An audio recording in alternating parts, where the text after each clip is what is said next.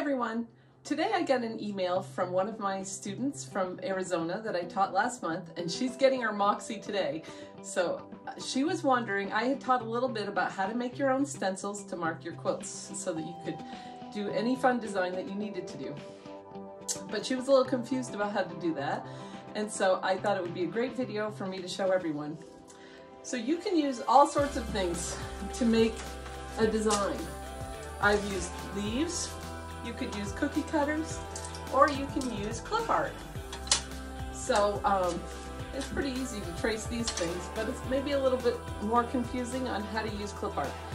So I just used my Google search engine, and I just put in the search bar, I put in clip art, so I didn't even specify anything. Now, some of these things, this frog, you could do an outline of that, but there's quite a lot of detail there. You could do the outside edge of the fish, that would work. You could probably do a sun with sunglasses on it. You would maybe want to have two nose pieces. But what we're looking for are outlines. I think this turtle would just look like a blob if it was just, you know, just the outline with no details. So that's probably not a great one to use.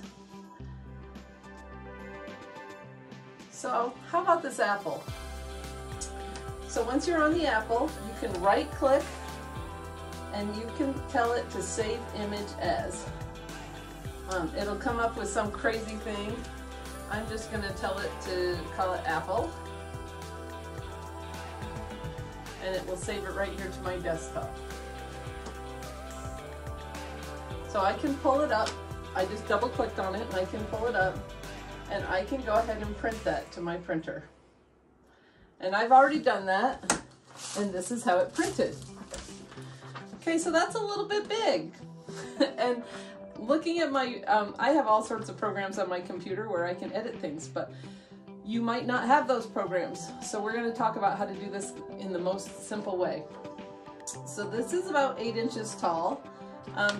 That's really too big to do some kind of an edge-to-edge design on a quilt. Although, as I thought about it, it would be kind of fun to use an outline like this on a pot holder or something, and then you could do free motion quilting inside. So just doing this video today has got me thinking about doing a new project. Alright, so this is too big. It's 8 inches. Oh, how big would we want it? So maybe like 2 inches might be too small, maybe about 3 inches. So I'm going to show you a tool that we have. It's a Golden Threads product that is available from Handy Quilter, and I bet your retailer has this. And it's called the Quilter's Assistant Proportional Scale. So on the inside spinny thing it says original size in inches. And so I just used some washi tape. Washi tape, this will peel right off, so I'm not down. I say that and then it's difficult to get off, but it comes right off. So I'm pointing to the 8 here. And then, but what I want it to be, so this is the original size, and then on the outside it says reproduction. And I want it to be about 3 inches. So what I do is I line up my arrows. So my 8 is going to be in line with my 3. All right. And that's giving me about 37%.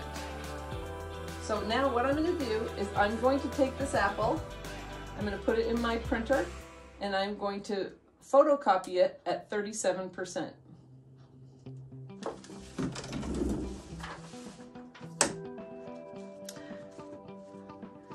So if you don't have this awesome tool, you can do this another way.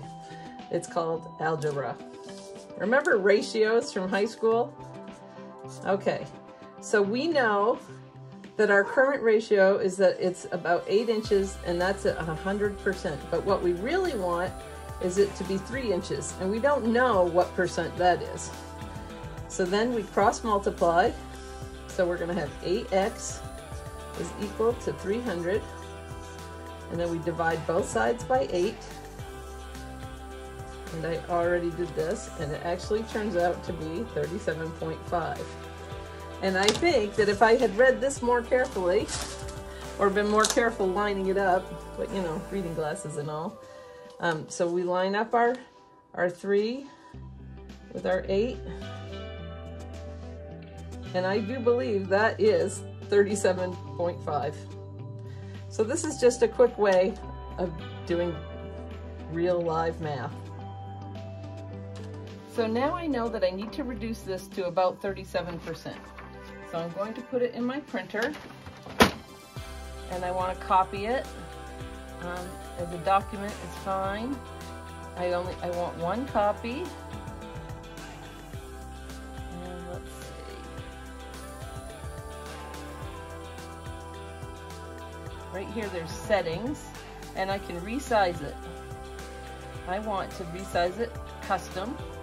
And then this just spins. I don't know if you can see that or not, but I'm going down to 37%. Whoops. And it doesn't have to be perfect. There we go, but let's get on 37. Done. Yours might be a little bit different, but okay. I don't need it, any of those things. Should be able to, I'm just going to do it in black because it doesn't matter to me if I can see the color. Okay, here's what we ended up with. So that's a pretty good size. I think we could use that. So now we have to be a little bit more artsy. I'm going to trim this off.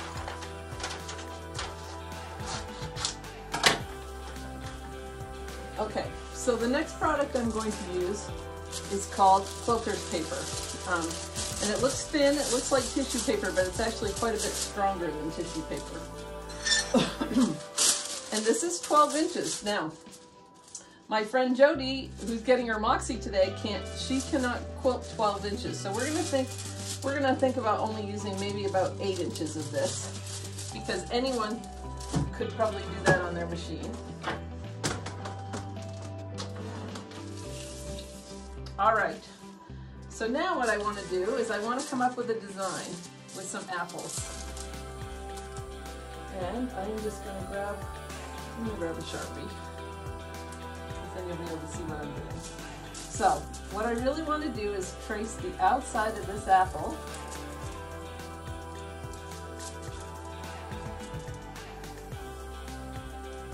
I'm going to do the stem.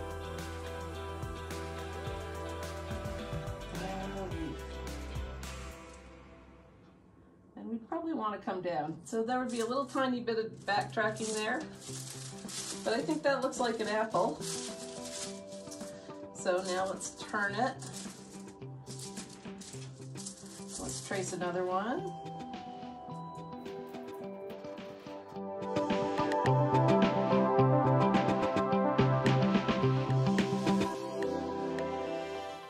Okay, so we're going to go down.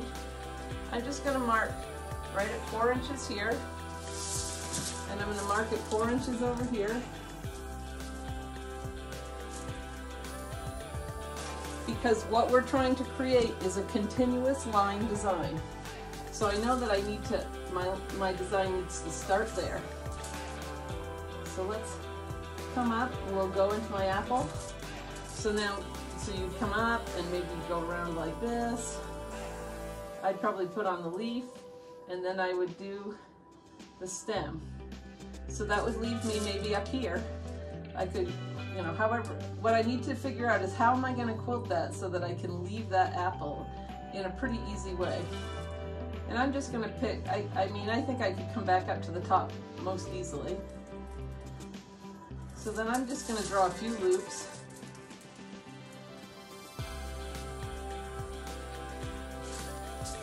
And on this one, maybe I'm going to come into the leaf. Okay. Now I'm kind of in an awkward spot over here. If I'd come into the leaf, go around, maybe I'd come around like this. So I'm gonna have to backtrack a little somehow. Could even connect, if I connected that right there and I came back around, maybe I'd quilt back around here. You're going to be doing this, and you're the one making the plan, so you can figure out how you'd want to do it. I'm going to put a few more loops, and then maybe I'll come back up to the leaf over here. And since I know that worked before, so maybe I just need to close off all my stems. Now this one's going to be a little bit different. here.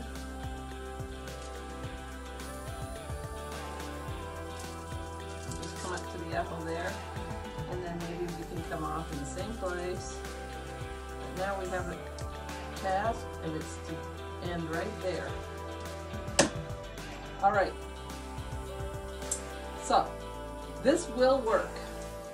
It might not be perfect. We didn't worry about if they were going to be gaps or anything. But I think that that would work pretty well as a continuous line design. Now, let's say I don't really like how that looks. Guess what? This is just for me. So let's just take that off, and let's just, maybe I need to have a loop over here to fill in this spot and come down here. So for me, I'm just going to remember that I don't want to poke holes in that part. Okay, so I'm going to cut this off.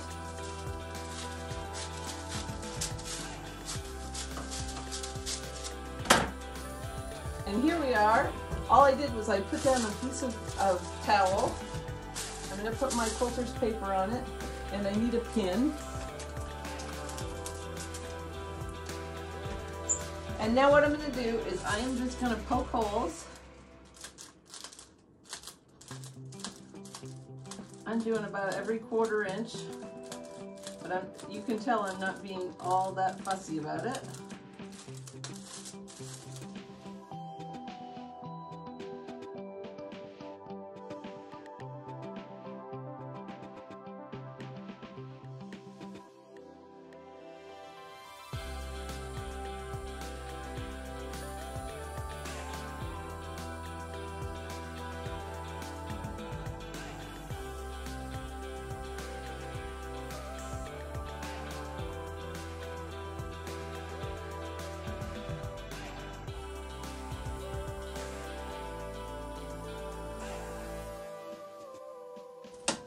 Okay, now I've poked the whole thing,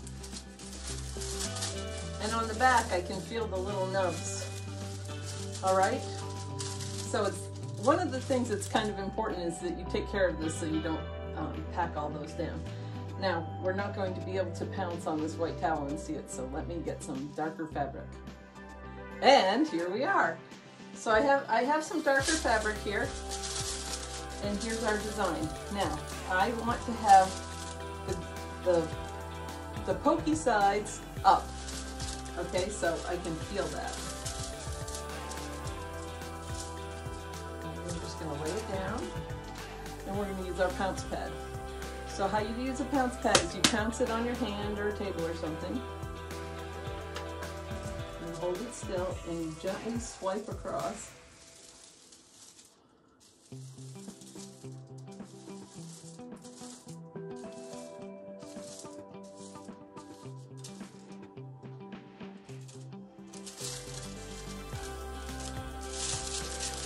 I hope you can see that.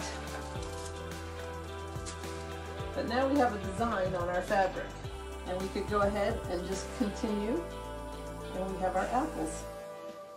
And that's a whole lot easier to do than just trying to freehand an apple. Now remember, when you're done with this, this will iron off. If you make a mistake, you can use a lint brush or something and just kind of, if you rub this, it'll just come off. But when you iron, it'll be gone. This is a great technique though. You can, so you could do the same thing with palm trees. You can connect them with swirls or however you like, but it allows you to be an artist and it's pretty easy to do. So I hope you'll give this a try. If you haven't yet, make sure you subscribe to my channel and go to my website, OK Quilting, and sign up for my newsletter, because whenever there's an upgrade on Pro Stitcher or anything like that, or something new with Handy Quilter, you'll be one of the first to find out. Thanks for stopping by.